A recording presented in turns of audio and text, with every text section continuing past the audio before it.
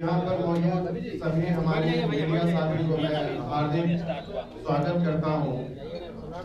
आज हम अपने बिहार के उस ऐतिहासिक मोड़ पे खड़े हैं जहाँ पे बिहार के हर व्यवस्था को बदलने की जरूरत है। चाहे वो हमारे शिक्षा की व्यवस्था हो, चाहे वो हमारे नौकरी की व्यवस्था हो, चाहे वो हमारे रोजगार की व्यवस्था हो, चाहे वो हमारे व्यवसाय की व्यवस्था हो, चाहे हमारे बिहार में लॉ एंड ऑर्डर की व्यवस्था हो। मैं इसको विस्तार में बताऊं उसके पहले मैं आप लोगों को अपना परिचय देना उचित समझता हूं। मेरा नाम निशिकांत सिन्हा है और मैं बिहार के नवादा जिले से भट्टा गांव से बिलोंग करता हूं और मेरी मूलतः निवासी बिहार के भट्टा गांव में है और मैं पिछले 20 वर्षों से गुजरात में रह रहा हूँ और गुजरात में मैं अपना एक बिजनेस कर रहा हूँ और मैंने आईटी के क्षेत्र में एक बड़ा बिजनेस स्टार्ट किया हुआ है और पिछले 20 सालों से मैं वहीं पे सेटल रहा हूँ और पूरे इंडिया लेवल पे मैं आईटी का अपना बिजनेस कर रहा हूँ। बिजनेस के अलावा मैं पिछले 5 वर्षों से अपना सामाजिक काम भी कर रहा हूँ, समाज के लिए समाज सेवा कर रहा हूँ, खासकर शिक्षा के क्षेत्र में, क्योंकि मैं ऐसा मानता हूं और मुझे ऐसा लगता है कि किसी भी समाज को मजबूत करना हो तो शिक्षा का मजबूत करना बहुत ही जरूरी है, क्योंकि शिक्षा जो होती है वो समाज की नींव होती है और जब तक हम शिक्षा को मजबूत नहीं करेंगे तो कोई भी समाज हमारा मजबूत नहीं हो सकता है और ना ही तो हमारा राज्य मजबूत हो सकता है, ना ही तो हमारा देश मजबूत हो सकता है। इसलिए पिछले 5 वर्षों से मैं लगातार शिक्षा के ऊपर काम करना शुरू किया और शिक्षा के लिए मैंने अपने गरीब बच्चों के लिए, अपने समाज के गरीब बच्चों के लिए, चाहे अपने दलित के शोषित बच्चों के लिए, जो भी किसी भी समुदाय से जो गरीब बच्चे आते हैं उनका किसी भी तरह का जो आर्थिक स्थिति अगर खराब है, बच्चे के अंदर पढ़ने का जुनून है, बच्चे के अंदर कुछ करने का जुनून है, लेकिन उनकी आर्थिक स्थिति खराब है, तो वैसे बच्चे को मैं हर साल करीब 25 से 30 बच्चे को गोद लेता हूँ और उनको जो भी करना होता है, चाहे उनको आईएएस बनना होता है, आईपीएस बनना होता है, डॉक्टर बनना होता है, इंजीनियर बनना होता है, वैसे बच्चे को मैं गोद लेकर उनकी पढ़ाई का सारा खर्चा उठाता हूँ और उनको दिल्ली में रखता हूँ या कोटा में रखता हूँ या पटना में रखता हूँ। बच्चे की जहाँ पे वो चॉइस होती है, जहाँ पे वो पढ़ना चाहता है, वहाँ पे मैं उनको एडमिशन करवाता हूँ। तो पिछले लगातार मैं 5 वर्षों से शिक्षा के ऊपर काम करना शुरू किया,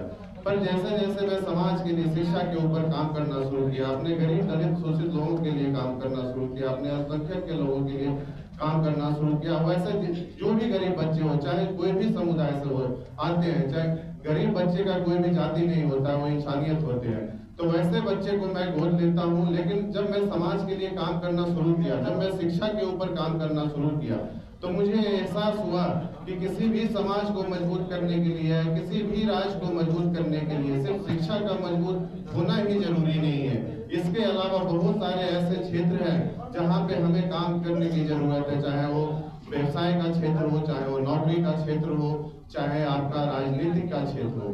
अब ये जो हम लोगों ने अभी हम 19 तारीख से हमारा पहला जन आशीर्वाद संवाद का यात्रा मैं शुरू कर रहा हूँ। ये यात्रा करने का मेरा पहला मकसद यही है कि हमारा समाज आज कहीं ना कहीं भूल गए हैं कि हम किस समाज से, किस विरासत से आते हैं। एक्चुअली मैं कुशवाहा समाज से बिलोंग करता हूँ, तो मैं पहले सोचा कि क्यों ना पहले मैं अपने समाज को मजबूत करूँ, अपने समाज को मजबूत करने के बाद अपने दलित शोषित अल्पसंख्यक या जो भी समाज के लोग हमारे विचारधारा को समझते हैं या हमारे विचारधारा से सहमत है, वो सभी समाज को मैं मजबूत करना शुरू करूँ। इसलिए मैंने 19 तारीख से जन आशीर्वाद संवाद यात्रा शुरू किया और मैं ये यात्रा पहले नवादा से शुरू किया, क्योंकि बहुत लोग ऐसे भी पूछते हैं कि आप नवादा से ही यात्रा क्यों शुरू किया। तो नवादा से यात्रा करने का मेरा मेन उद्देश्य यही है कि मैं जहाँ से मैं बिलोंग करता हूँ, जहाँ मैं पैदा हुआ हूँ, तो कहीं वहीं से मैं अपना यात्रा क्यों ना शुरू करूँ ताकि एक पॉजिटिव मैसेज आए।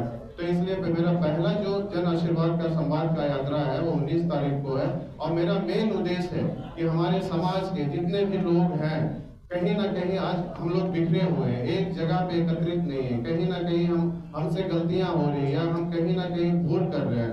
हम लोग आज के टाइम में ये भी भूल गए हैं कि हम किस विरासत से आते हैं। आज हम लोग ये भी भूल गए हैं कि हम उसी विरासत से आते हैं, सम्राट अशोक के विरासत से आते हैं, जिन्होंने पूरे इस बिहार का नहीं, मगध के ही नहीं बल्कि देश और पूरी दुनिया को उन्होंने नेतृत्व किया था।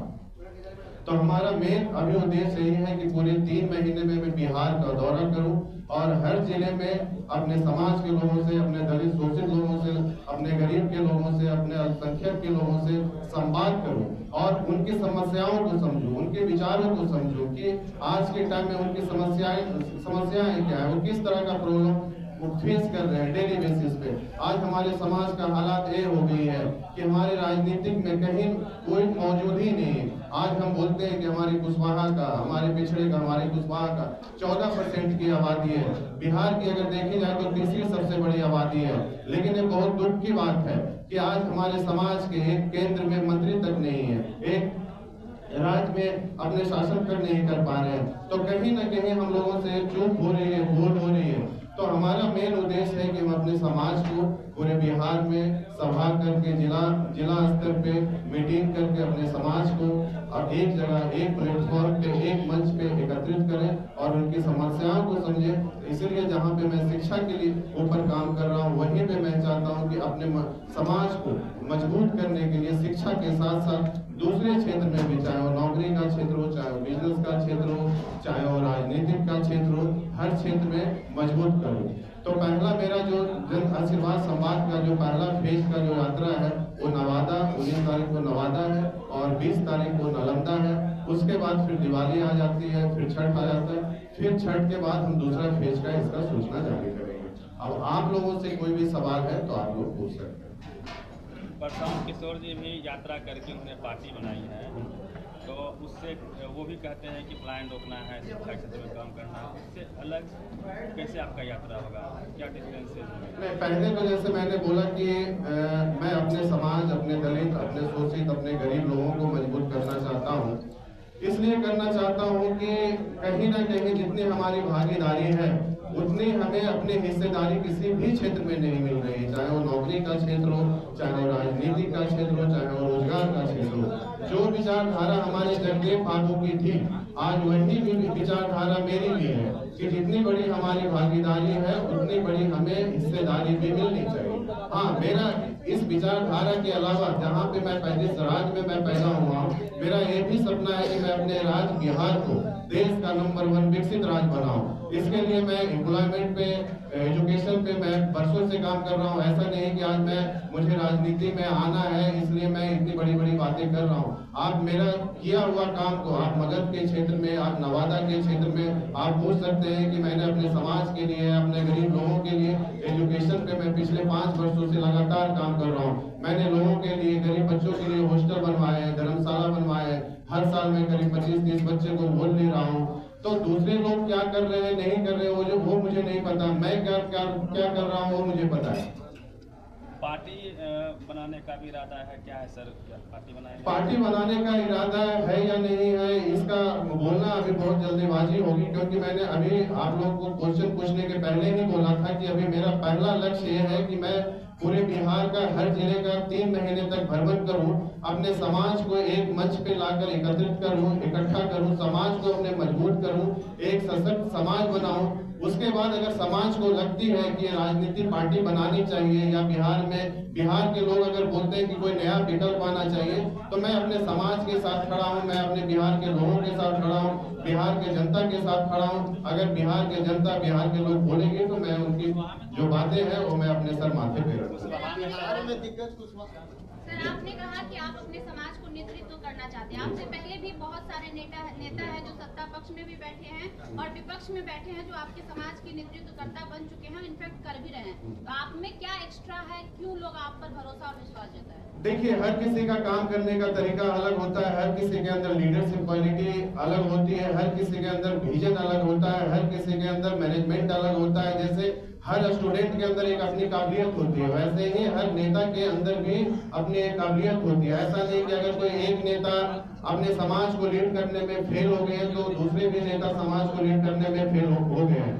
तो वो किस वजह से फेल हुए या वो किस वजह से लीड नहीं कर पाए, वो उनका पर्सनल मैटर। मैं कभी उनके साथ काम नहीं किया या मैं पहले कभी पॉलिटिक्स में नहीं आया, तो मुझे अपने काबिलियत पे पता है, मुझे अपने जनता के लोगों के ऊपर भरोसा है। अगर मैं आज नहीं तो कल कभी अगर जनता अगर मुझे बोलती है तो हाँ, मुझे इतना पता है कि मेरे अंदर वो लीडरशिप क्वालिटी है जो कि मैं लोगों को लीड कर सकता हूँ।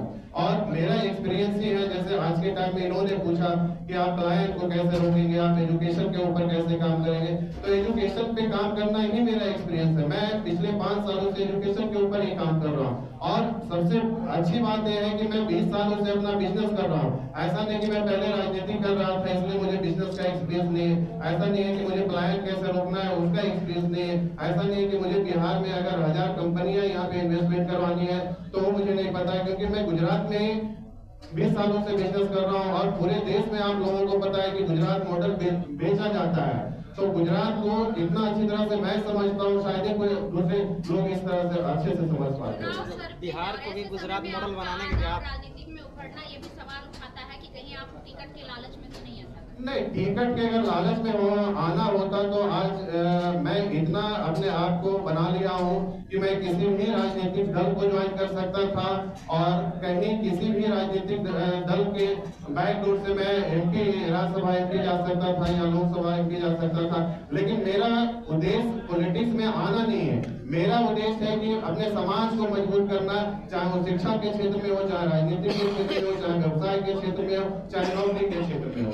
आगामी विधानसभा चुनाव में आपकी दावेदारी होगी, अगर होगी तो किस? नहीं, अभी फिलहाल मेरा ये जो उपचुनाव है उसमें मेरा कोई विधानसभा चुनाव 2025 और 3 महीना के बाद मैंने आपको बोला कि हम लोग डिसीजन लेंगे, और जनता डिसीजन लेंगे, हमारे समाज के लोग डिसीजन लेंगे, हमारे दलित, सोशल, अल्पसंख्यक लोगों के डिसीजन पे ही मैं आगे बढ़ूंगा। मेरा पॉलिटिक्स में फिलहाल पार्टी बनाने का कोई उद्देश्य नहीं है। सारा ये जो फैसला है मैं जनता के ऊपर छोड़ूंगा, अपने समाज के ऊपर छोड़ूंगा।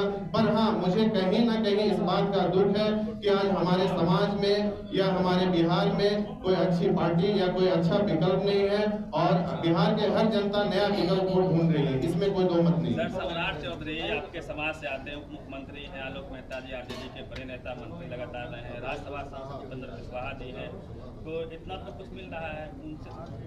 नहीं, वो लोग मंत्री हैं, नेता हैं, वो अपने जगह पे हैं, उन लोगों से समाज को कुछ नहीं मिल रहा है, ये सच्चाई है। और वो मैं नहीं बोल रहा हूँ, वो समाज के लोग मिल रहे हैं, बोल रहे हैं कि अगर कोई ऐसा नेता हो, नेता नहीं, आज के टाइम में लीडर्स की जरूरत है हमारे समाज में, जो पूरे समाज को लीड कर सके। नेता और लीडर्स में अंतर है। नेता क्या होता है कि जो इंडिविजुअल अपना सिर्फ विजन देखते हैं, अपना फोकस करते हैं, अपना ग्रोथ का देखते हैं, लेकिन जो लीडर होते हैं वो पूरे समाज को लेके चलते हैं, पूरे बिहार के लोगों को लेके चलते हैं। तो मेरा विजन नेता बनने का नहीं है, मेरा विजन है कि मैं लीडर्स बनूं और लोगों को लीड करूं, ताकि हमारा समाज, हमारा बिहार, हमारा राज्य एक विकसित राज्य बने। Thank you.